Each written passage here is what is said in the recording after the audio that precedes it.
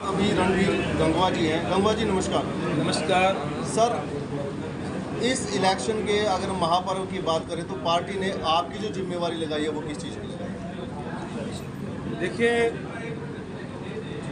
लोकसभा चुनाव है और लोकसभा में केवल मेरी नहीं, हर एक कार्यकर्ता की, पार्टी के सबकी ड्यूटियां है अलग अलग चुनाव प्रचार की।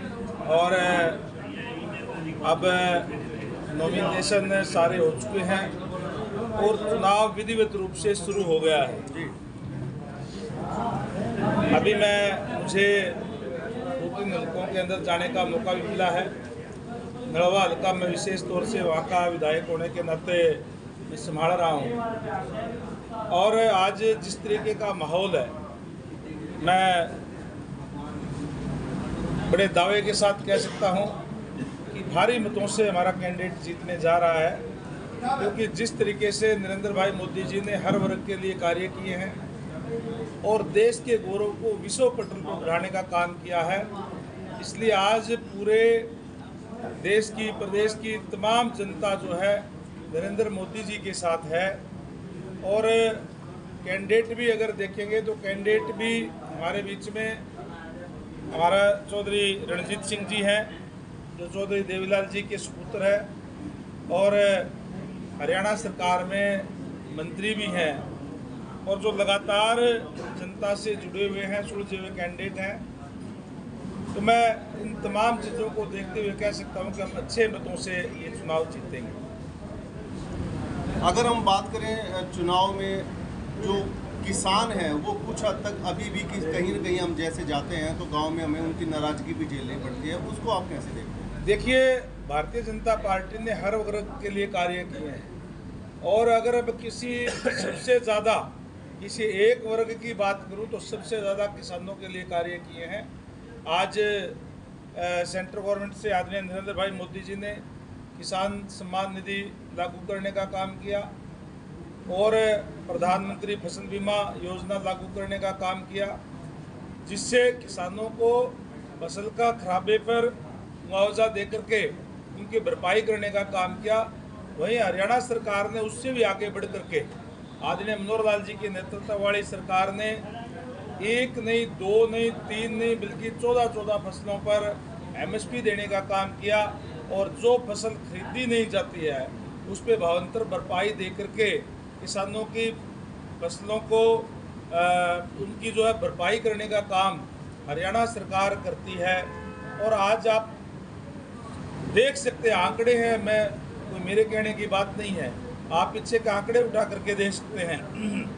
जहां भूपेंद्र सिंह हुड्डा की सरकार 10 साल तक इस प्रदेश के अंदर रही, उन्होंने 1058 करोड़ रुपए मुआवजा देने का काम किया 10 सालों के अंदर। अब तक 9.5 साल हुए हैं, उसके बाद में आचार संहिता लग गई और 9.5 साल के अंदर आदरणीय मनोहर लाल जी के नेतृत्व वाली सरकार ने 11,000 करोड़ से ऊपर मुआवजा दिया, यानी कि लगभग 11 गुना मुआवजा जो है देने का काम किसानों को किया है।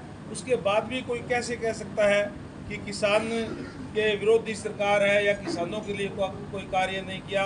केवल और केवल चुनावी टाइम है। चुनावी टाइम के अंदर हर टाइप के पार्टियां जो है आज, क्योंकि जो कांग्रेस पार्टी है वो किसी भी सतर पे भारतीय जनता पार्टी के सामने ठहर नहीं पाती, इसलिए कहीं न कहीं अपने कार्यकर्ताओं को भेज करके, इस तरीके का 2-4-5 कार्यकर्ताओं को भेज करके और किसान के नाम पे उनका विरोध कराने का काम जो है वो करती है।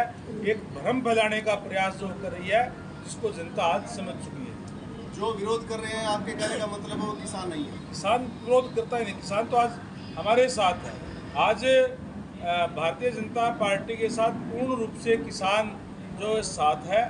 और अब तो क्योंकि चुनाव है, चुनाव के अंदर कभी भी कोई विरोध नहीं होता।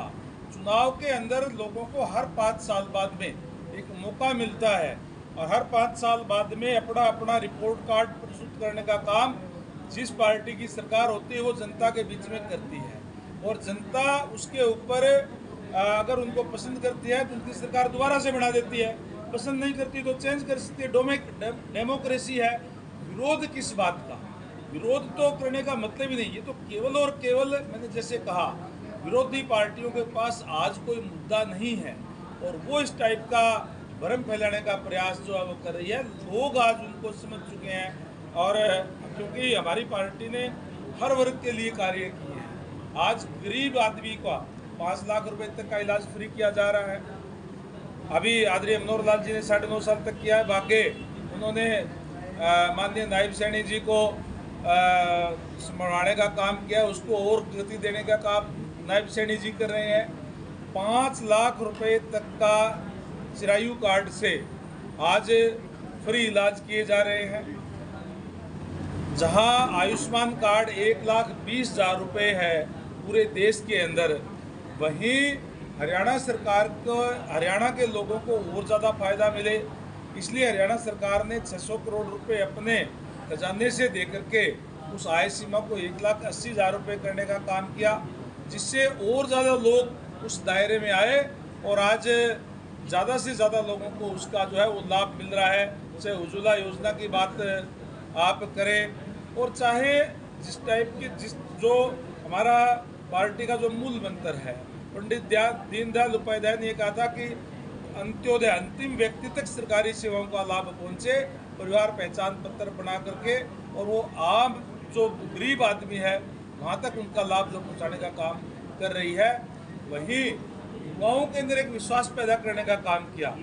जहाँ हमारी सरकार आने से पहले नौकरी केवल और केवल पैसे से मिलती थी या पॉलिटिकल सिफारिश से मिलती थी, और खासकर जो मैं आपको विशेष तौर से बताऊं, जो बैकवर्ड है, बैकवर्ड के अंदर भी जो मोस्ट बैकवर्ड है उनकी कोई ज़्यादा राजनीतिक पहुंच नहीं होती थी। इसलिए मैं आंकड़े दे सकता हूं आपको, पुराने जो भूपेंद्र सिंह हुड्डा जी की जब सरकार रही या कांग्रेस की पहले भी जब सरकार रही, तब कोई भी अगर वैकेंसी निकलती थी तो अगर मान लो 50 BCA के लेने हैं तो 5, 7, 10 लेकर के एक छोटी सी लाइन नीचे लिख दी जाती थी कि योग्य उम्मीदवार ना मिलने के कारण ये पद रिक्त छोड़े जाते हैं। जबकि उन लोगों को अयोग्य घोषित करने का काम किया जो जन्मजात स्किल्ड होते हैं, हाथ से काम करने वाले लोग होते हैं, मेहनती लोग होते हैं।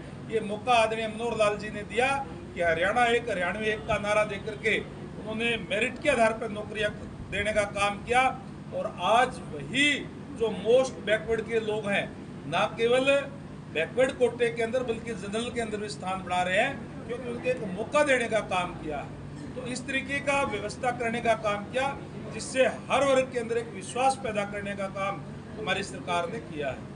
पार्टी के अगर भूपेंद्र सिंह हुड्डा को कह दो आप सीएम के कैंडिडेट नहीं, सीएम नहीं, सीएम तो जब बनता है जब नंबर हो, पूरे MLAs हो, और उनको अगर ये कह दे तो अभी पार्टी छोड़ के चला जाएगा।